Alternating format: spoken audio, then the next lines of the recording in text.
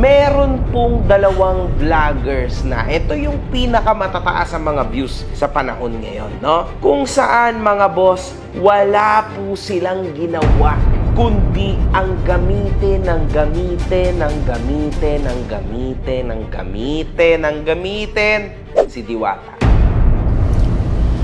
At eto ang point and talk of the town, mga kalakbay. Alam nyo, napakababaw panoorin yan, no? Pero sumabay na rin tayo, mga kalakbay. Ang point lang naman talaga dito ni Boss MG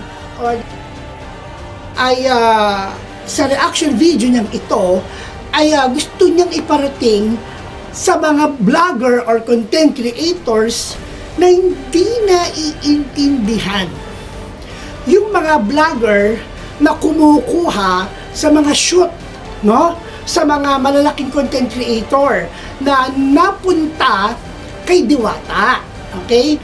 Na nauuna pang nagpo-post.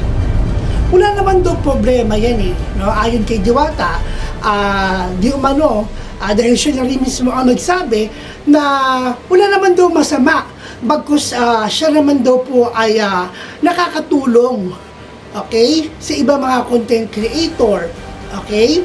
So, wag naman lang daw sana na nauuna pa yung iba, no, na mag-post kisa doon sa vlogger or content creator na kumuha ng video or shoot na yon.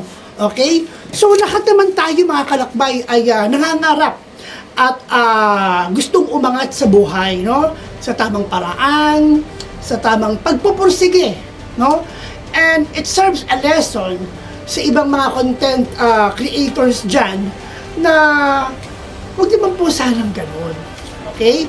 Let us just be fair enough to some other fellow content creator or vloggers. Okay? So, yun lamang po ang masasabi ko, mga kalakbay.